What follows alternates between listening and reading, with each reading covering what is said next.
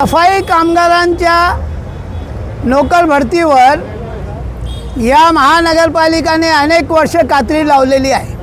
97 मध्ये मी 1250 लोकांची जी भरती केली, त्यानंतर एकही सफाई कामगारांची नवीन नोकर भरती झालेली नाही आहे। आता 97च्या नंतर लोकसंख्या जी आहे ती झपाट्याने वाढत आहे, कामाचा वेग जो आहे तो वाढत आहे, कचरा हा वाढत आहे, गटारी ही वाढत आहे, झाडलोटचं काम हा वाढत आहे, परंतु महानगरपालिका एकही कामगार नवीन पद्धतीने रोजंदारी तत्वावर घेऊ इच्छित नाही।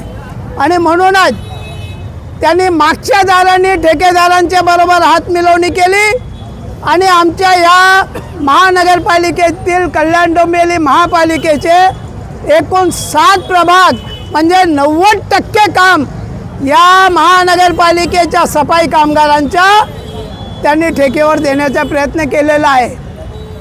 ही जी काय त्यांची जी रणनीती आहे, ही रणनीती आम्ही या ठिकाणी चालू देणार नाही। आवश्यकता पडली तर मोठा आंदोलन या ठिकाणी आम्ही उभारणार आहोत।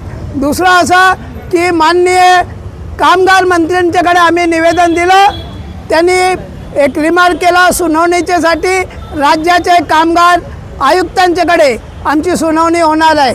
या सर्व आयुक्तांचं सर्वांना आम्ही तिथे बोलवणार आहोत आणि त्याच्यात चर्चा काय होते।